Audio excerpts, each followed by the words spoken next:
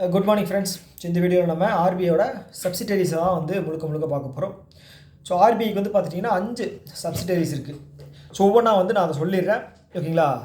அதுக்கப்புறம் அதோட எக்ஸ்ப்ளனேஷன் அப்படிங்கிறத நான் வந்து முழுக்க ஒவ்வொன்றா பிரித்து நம்ம பார்த்துருவோம், ஓகேவா? ஸோ ஃபஸ்ட்டு வந்து பார்த்திங்க அப்படின்னா டிஐசிஜிசி. ஓகே, ஃபஸ்ட்டு இது வந்து deposit insurance credit guarantee corporation. Second வந்து பார்த்திங்க அப்படின்னா Bharatiya reserve bank note Mudran private limited. ரெண்டாவது. மூணாவது வந்து பார்த்துட்டிங்க அப்படின்னா IFTAS, Indian financial technology and allied services. நாலாவது வந்து பார்த்துட்டிங்க அப்படின்னா reserve bank information technology private limited. அஞ்சாவது வந்து ஆர்பிஐயோட இன்னோவேஷன் ஹப். ஓகே, இந்த 5 தான் இருக்குது. ஓகே, ஸோ ஃபஸ்ட்டு இந்த சப்சிடரிஸ் வந்து வேலை என்ன, எதுக்கு வந்து கொண்டு வந்தாங்க? ஓகே, ஆர்பிஐ அப்படிங்கிறது ஒரு ஆர்கனைசேஷன், ஃபினான்ஷியல் ஆர்கனைசேஷன். அது வந்து நிறைய பேரை வந்து கண்ட்ரோல் பண்ணுது. ஓகே, நிறைய ப்ராசஸை கண்ட்ரோல் பண்ணுது. ஒரு சூப்பர்வைசரி பாடியாக ஒர்க் ஆகுது. ஸோ அது வந்து பார்த்திங்க அப்படின்னா ஒரு பெரிய கம்பெனியில் ஒரு ஹெட்டாக இருக்கிற ஆள்னு வச்சுக்கோங்களேன். ஸோ அந்த ஒருத்தரால் வந்து அந்த கம்பெனியை வந்து கண்ட்ரோல் பண்ண முடியாது. ஸோ அப்போ என்ன பண்ணுவார் அப்படின்னா, எனக்கு கீழே ஒரு செட் ஆஃப் பீப்புளை வந்து நான் வந்து பதவியில் வந்து வச்சுக்கிறேன். அவங்களுக்கு ஒவ்வொரு வேலை, அவங்க வந்து ஒவ்வொரு டிபார்ட்மெண்ட்டை வந்து பார்த்துக்குவாங்க. ஸோ அப்படிங்கிற மாதிரி தான் வந்து ஆர்பிஐ வந்து அசிஸ்டண்ட்டாக வந்து ஒரு 5 பேர் வச்சுருக்கு அப்படின்னு வச்சுக்கங்களேன். அதுதான் வந்து சப்சிடரிஸ் நான் சொன்னது இல்லையா, அதுதான். ஸோ இப்போ ஆர்டர் சொன்னேன் இல்லையா, அதுதான் வந்து ஆரம்பித்த ஆர்டர் வருஷம், ஓகேங்களா? இதுதான் வந்து ஃபஸ்ட்டு செகண்ட் தேர்டு ஆரம்பித்தாங்க, அதுதான். ஸோ ஃபஸ்ட்டு வந்து பார்த்துட்டிங்க அப்படின்னா DICGC, deposit insurance credit guarantee corporation. So இதோட வேலை என்ன அப்படின்னு பார்த்தீங்கன்னா, இப்போ டெபாசிட்டர்ஸ் வந்து பார்த்துட்டிங்க அப்படின்னா ஒரு பேங்க்கில் இன்வெஸ்ட் பண்ணுறாங்கன்னு வச்சுக்கோங்களேன், எஃப்டி போடுறாங்க அப்படின்னு வச்சுக்கோங்களேன். ஸோ அந்த பேங்க் வந்து அந்த இன்வெஸ்ட் பண்ண அமௌண்ட் தான் வந்து லோனாக தரும். சப்போஸ் வந்து பார்த்திங்க அப்படின்னா அந்த லோன் வந்து என்பிஏ ஆயிடுச்சு, இல்லை வந்து அவங்க மியூச்சுவல் ஃபண்டில் ஏதாவது போடுறாங்க பேங்க்கு, இல்லை அப்படின்னா வேறு ஏதாவது இன்வெஸ்ட்மெண்ட் பண்ணுறாங்கன்னு வச்சுக்கோங்களேன். ஸோ அதெல்லாம் வந்து ரிட்டர்ன் வந்து பெருசாக வரல. அப்படிங்கும்போது எல்லா டெபாசிட்டர்ஸும் போய் அதை வந்து பெர்ஃபார்மன்ஸ், அதாவது ஆனுவல் ரிப்போர்ட்டில் வந்து தெரிஞ்சிடும் இல்லையா, மந்த்லி ரிப்போர்ட், அதிலே தெரிஞ்சிடும் ஒரு பேங்க்கோட பெர்ஃபார்மன்ஸ் எப்படி இருக்குது அப்படின்னு. ஸோ அப்போ வந்து என்ன பண்ணுவாங்க அப்படின்னா, டெபாசிட்டர்ஸ் வந்து இதோட பெர்ஃபார்மன்ஸ் கம்மியாக இருக்குது, அதனால் வந்து நம்ம போட்ட பணத்தை எடுத்துக்கலாம் அப்படின்னு சொல்லி ஒரு சிலர் வந்து எடுப்பாங்க. அப்போ வந்து போன லோனுமே திரும்பி வரல, அசட்டு திரும்பி வரல, இருக்கிற லைபிலிட்டியும் வந்து எல்லாம் போய்கிட்டு இருக்குது. அப்போ வந்து பார்த்திங்க அப்படின்னா பேங்க்கில் இருந்த ரிசர்வ் வந்து கம்மியாகிட்டே இருக்கும். ஸோ அப்படி இருக்கும்போது வந்து பார்த்திங்க அப்படின்னா ஆர்பிஐ வந்து சூப்பர்வைஸ் பண்ணி அவன் வந்து சொல்லுவான், உன்னோட பேங்க்கோட நிலைமை வந்து ரொம்ப மோசமாக இருக்குது, அதனால் உன்னோட பேங்க் வந்து நாங்கள் டேக் ஓவர் பண்ணிக்கிறோம். ஓகே, இது திவாலாகிற மாதிரி இருக்குது, ஸோ அதனால் நாங்கள் டேக் ஓவர் பண்ணி நாங்கள் வேறு நடவடிக்கை எடுத்துக்கிறோம் அப்படின்னு சொல்லி ஆர்பிஐ எடுப்பாங்க. ஆர்பிஐ எடுத்ததுக்கப்புறம் அவங்க என்ன பண்ணுவாங்க அப்படின்னா, ஆர்பிஐ அதை வந்து ரெக்கவர் பண்ணுற வழியை தான் பார்ப்பாங்க ஃபஸ்ட்டு. ஓகே, அந்த பேங்க்கு இருக்குது அப்படின்னா அதை வந்து ரெக்கவர் பண்ணுற வழியை தான் பார்ப்பாங்க. ஸோ அப்படி ஒரு சுச்சுவேஷன் வரும்போது டெபாசிட்டர்ஸ்க்கு வந்து பயம் வந்துடும். ஸோ நம்ம பணம் போட்டிருக்கமே, வருமா வராதா அப்படின்னு, ஓகேங்களா? ஸோ அப்போ வந்து ஆர்பிஐ சொல்லுவாங்க, நீங்கள் டிஐசிஜிசி ஆக்டுக்கு கீழே உங்களுடைய மினிமம் கேரண்டியான 5 லட்ச ரூபா வந்து நாங்கள் திருப்பி தந்துடுவோம். ஓகே, சப்போஸ் நீங்கள் வந்து 3 லட்சம் போட்டிருக்கீங்க அப்படின்னா உங்களுக்கு 3 லட்சம் அப்படிங்கிறது கிடைச்சிடும். சப்போஸ் நீங்கள் வந்து 10 லட்சம் போட்டிருக்கீங்க அப்படின்னா அதோட மினிமம் ஸ்டார்டிங் ப்ரைஸான 5 லட்சம் அப்படிங்கிறது உங்களுக்கு கேரண்டி. மிச்சம் 5 லட்சம் வந்து உங்களுக்கு லேட்டராக கூட வரும், இல்லை வராமல் கூட போகலாம், அப்படி சொல்ல மாட்டாங்க, அதுதான் மீனிங், ஓகேவா? 5 லட்சம் அப்படிங்கிறது கேரண்டியான அமௌண்ட், அது வந்து வந்துடும். ஓகே, ஸோ இதுதான் வந்து ப்ராசஸ் அந்த டிஐசிஜியோட. ஓகே, இந்த கேரண்டி அமௌண்ட் வந்து செட்டில் பண்ணி தரது தான் வந்து இது உங்களோட வேலை. ஸோ இந்த ஆக்ட் வந்து பார்த்திங்க அப்படின்னா 1961 வந்து கொண்டு வந்திருக்காங்க. இது ஆக்ட் கொண்டு வந்து என்னமோ 61 தான், ஆனால் வந்து அதை இம்ப்ளிமெண்ட் பண்ணது வந்து பார்த்திங்க அப்படின்னா 78 வந்து இம்ப்ளிமெண்ட் பண்ணியிருக்காங்க. ஓகே, 78 வந்து அதை வந்து இம்ப்ளிமெண்ட் பண்ணியிருக்காங்க. ஓகே, இதுதான் இதோட விஷயம்.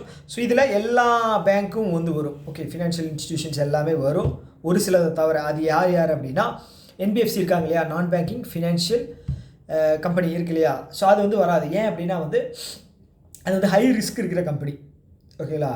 பேங்க் இல்லாத வங்கி. அதில் வந்து பார்த்திங்க அப்படின்னா இன்ட்ரெஸ்ட் ரேட் அப்படிங்கிறது அதிகமாக தருவாங்க. அப்போ மக்கள் வந்து நிறையா பேர் போடுறதுக்கு வாய்ப்பு இருக்குது. ரிஸ்க்கும் அதிகம். ஸோ எந்த இடத்துல லாபம் அதிகமாக இருக்கோ அந்த இடத்துல ரிஸ்க்கும் அதிகம் தானே.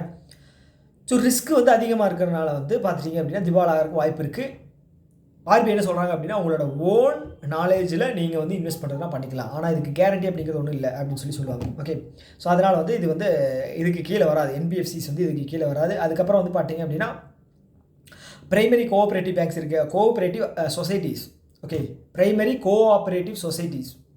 இதில் வந்து பார்த்தீங்க அப்படின்னா இவங்க வருவாங்க. பிரைமரி அக்ரிகல்ச்சுரல் கிரெடிட் சொசைட்டி அப்படின்னு ஒன்று நம்ம படிச்சிருப்போம் இல்லையா, ஞாபகம் இருக்கா? பிரைமரி அக்ரிகல்ச்சுரல் கிரெடிட் சொசைட்டி அப்படின்னு. ஓகே, இவங்க வந்து இதில் வரமாட்டாங்க. ஓகேங்களா?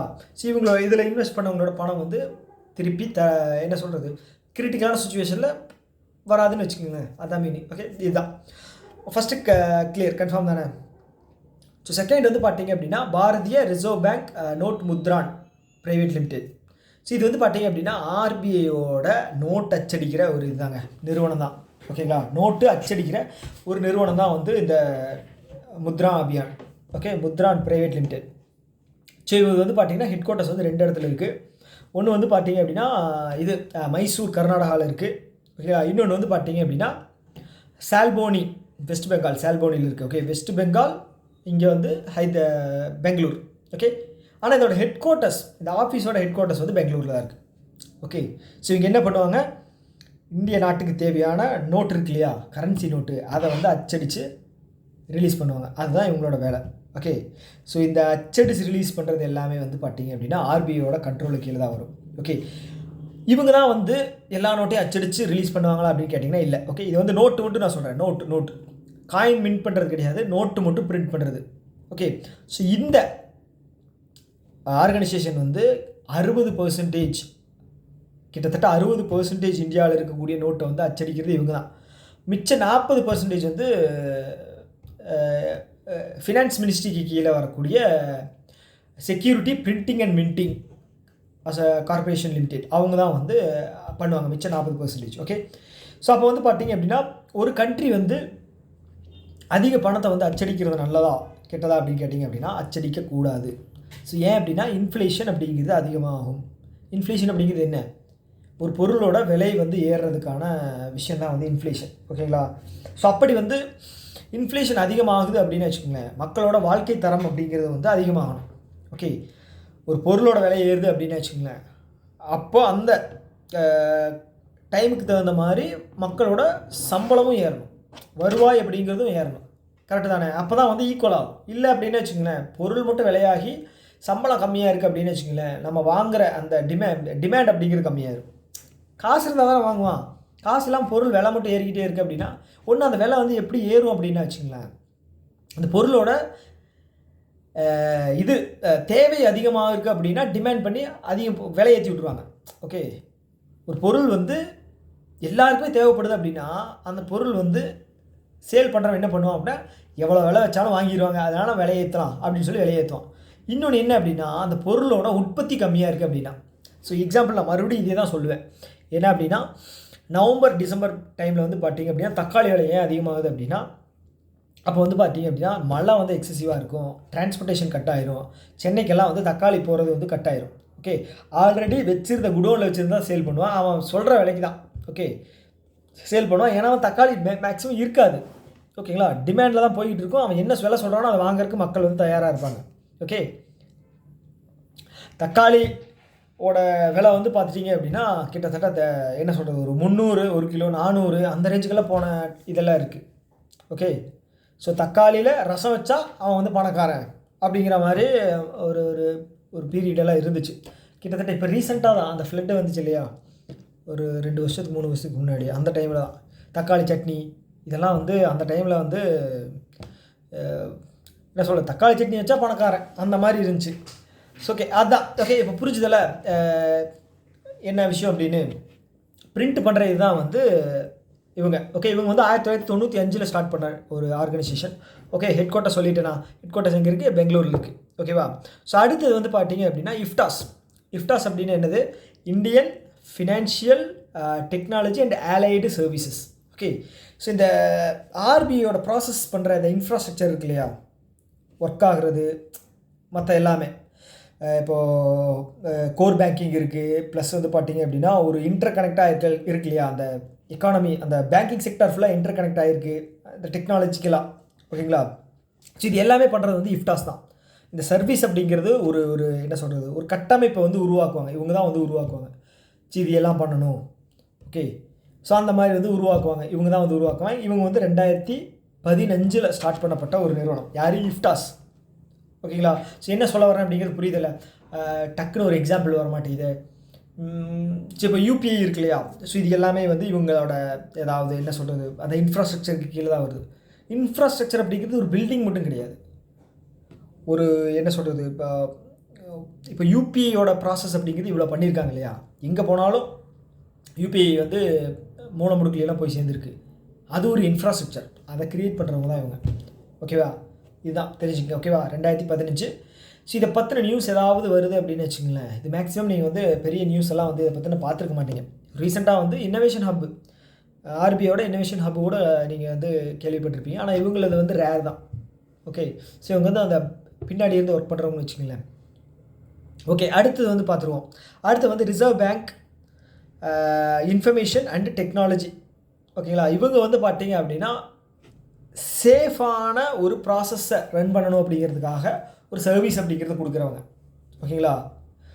எப்படி சொல்கிறது, cyber security, internet of things. So இந்த மாதிரி விஷயங்களெல்லாம் வந்து டெக்னாலஜிக்கலாக வந்து இவங்க தான் வந்து தருவாங்க. ஓகே, சேஃபாக எப்படி வந்து பணத்தை வந்து ட்ரான்ஸ்ஃபர் பண்ணுறது.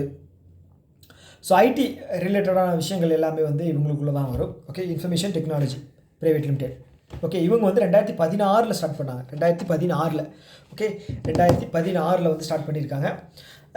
அதை தாண்டி வந்து பார்த்தீங்க அப்படின்னா அடுத்தது இதுக்கப்புறம் 2022 வந்து reserve bank innovation hub. Okay, 2022 innovation hub அப்படின்னு இது பண்ணாங்க. எக்கானமியில் புதுசான டெக்னாலஜிஸ் எல்லாம் வருது இல்லையா? ஸோ அது வந்து பார்த்தீங்க அப்படின்னா அடாப்ட் பண்ணி மக்களுக்கு ஈஸியான முறையில் வந்து அதை கொண்டு போய் சேர்த்துறது வந்து இவங்க தான். ஓகே, புதுசாக ஏதாவது ஒரு டெக்னாலஜி வந்து உள்ளே வருது அப்படின்னு வச்சுங்களேன், இவங்க தான் வந்து அதில் போய் ஒர்க் பண்ணி அதை வந்து ஈஸியான ஒரு முறையில் வந்து பண்ணுவாங்க. ஓகேவா? ஸோ இவங்களோட வேலை. இவங்க வந்து பார்த்திங்கன்னா 2023. ஸோ இதுதான் வந்து ஆர்பிஐயோட 5 சப்சிடரிஸ். ஓகே, ஸோ இதை தாண்டி வந்து வேறு என்ன இருக்குது இதில் சப்சிடரிஸை பற்றி சொல்கிறதுக்கு? அவ்வளோதான். ஸோ சில ஸ்டாட்டிக் கொஸ்டின்ஸ் வந்து நான் உங்ககிட்ட கேட்குறேன். ஸோ கீழே வந்து நீங்கள் கமெண்ட் பாக்ஸில் வந்து கீழே கமெண்ட் பண்ணுங்கள். ஓகேவா? 1, 2, 3ன்னு போட்டு நீங்கள் கமெண்ட் பண்ணணும். ஃபஸ்ட்டு கேள்வி உங்களுக்கு என்ன அப்படின்னா, என்ன கேட்கலாம்?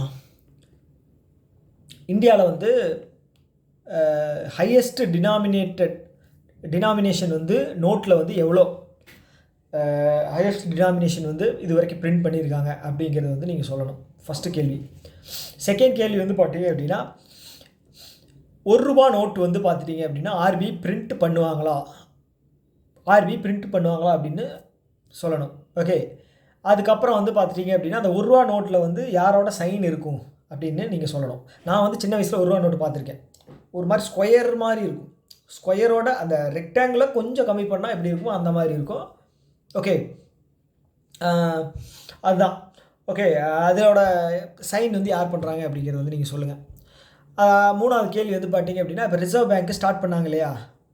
ஓகே, ஸோ அப்படி ரிசர்வ் பேங்க்கு ஸ்டார்ட் பண்ணும்போது அது எவ்வளோ கோடியில் கேபிட்டல் வச்சு பண்ணாங்க, எவ்வளோ கோடி கேபிட்டல் வச்சு பண்ணாங்க அப்படிங்கிறத நீங்கள் சொல்லணும். நாலாவது கேள்வி ரொம்ப இன்ட்ரெஸ்டிங்கான கேள்வி. நான் வந்து இதை வந்து வேணுன்ட்டே தான் கேட்குறேன். என்ன அப்படின்னா,